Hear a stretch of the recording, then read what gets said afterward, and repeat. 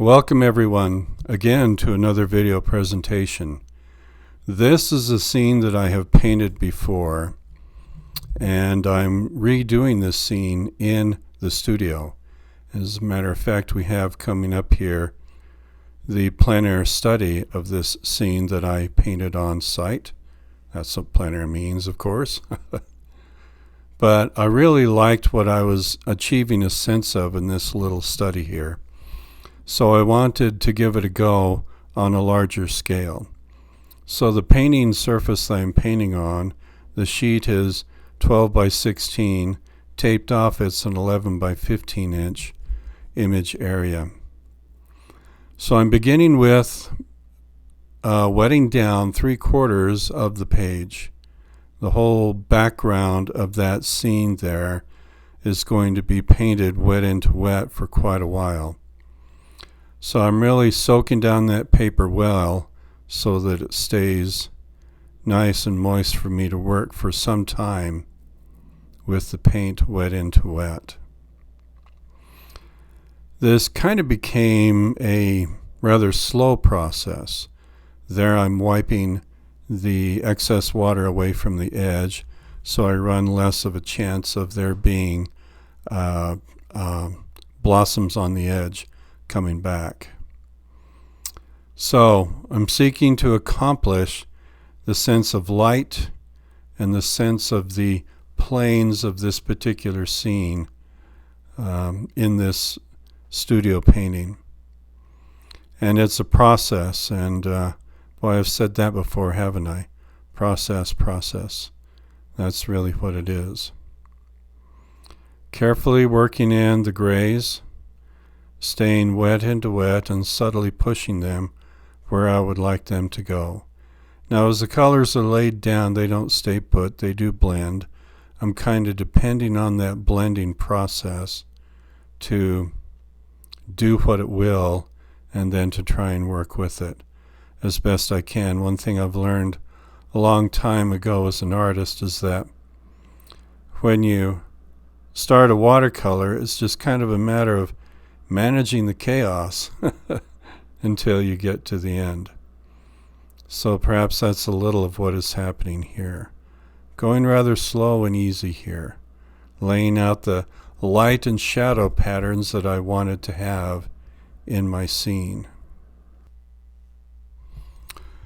So now I'm using my brush to do a bit of lift out and control of the paint and putting the light and shadow patterns where I want them.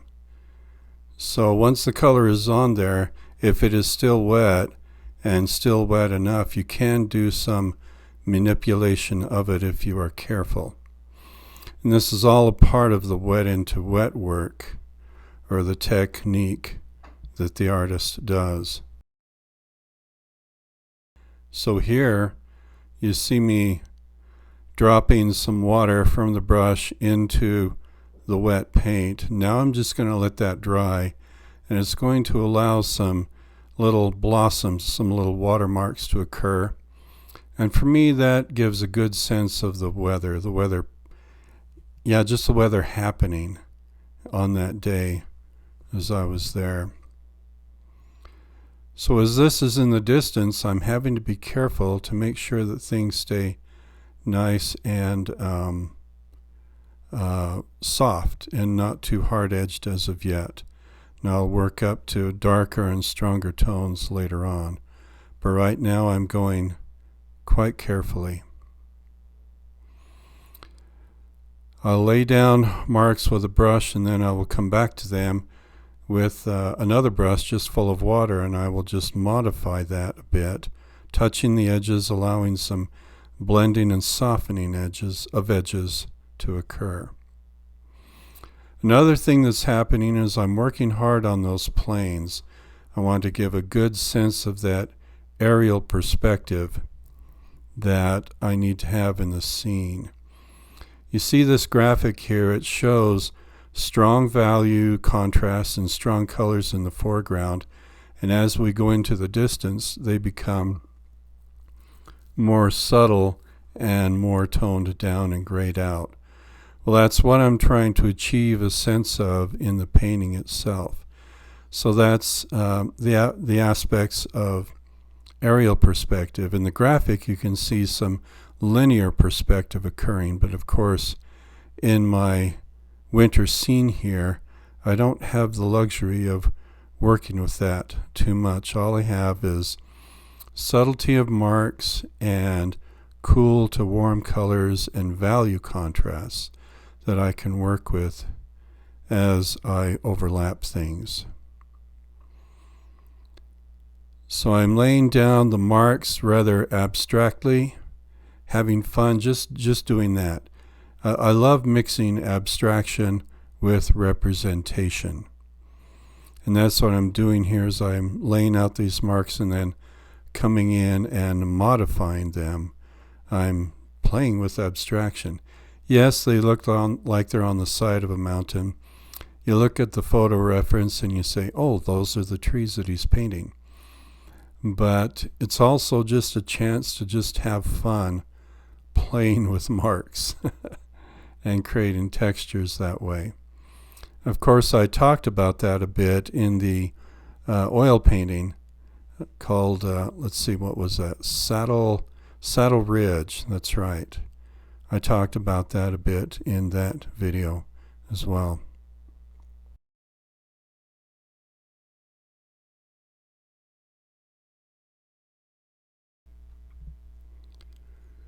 So I'm just laying out these abstract marks here in the middle ground of this piece. And at this point, I'm actually feeling good about the painting. I think it's coming together okay. So, however, something happened. And at this point, I'm actually feeling like the painting is a little empty in that upper right corner, and that foreground isn't working very well. I worked on that foreground and I thought I had recorded it, but I did not.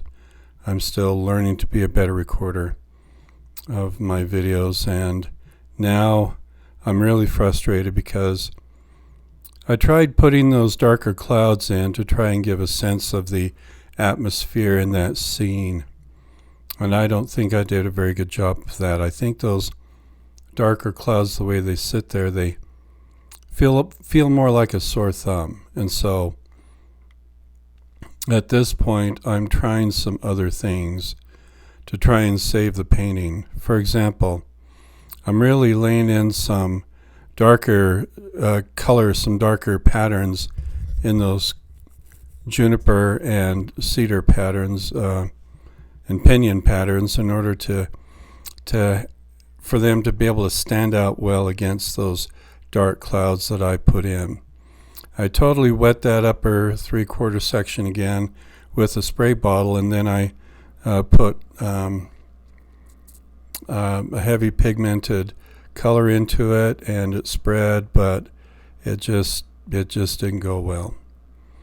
So I'm trying to figure things out here. So this is my moment of crisis. I'm laying it out on the table here for you to watch.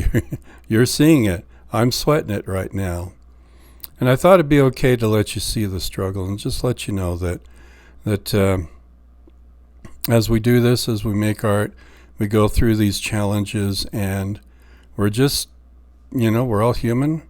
No matter how good you may think you are, you're gonna throw out a bad painting once in a while, and so just work through it and keep at it. It's just a part of the struggle. Honestly, as an artist, I probably bat about 500. I really do. Yeah, I'm not that great. I don't knock them out. I'm not batting 1,000 by any stretch of the imagination. But I'm playing with colors and patterns in the foreground here. And what I'm doing is I'm thinking, what can I do to resolve this? I'm thinking by painting. That's what's going on. I'm thinking by painting, trying to figure it out. And so this is the way this painting ended up. Now, as you can see, I added a couple of things, and they turned out to be a good thing. I added the trees in the foreground, but the problem is in that area that's red. It's too barren, too empty, and the clouds, well, they just don't work. So what to do, what to do, what to do.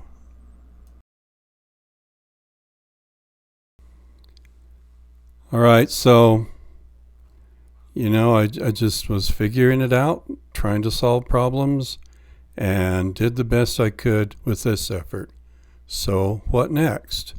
Well, there's no time like the present to try it again, and so I did.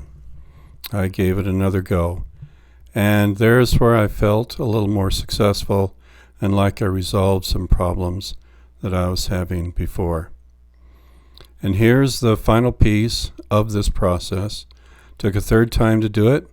I had a friend tell me once that behind every good painting that makes it to the gallery, he's probably got 3 or 4 efforts behind it that didn't make it.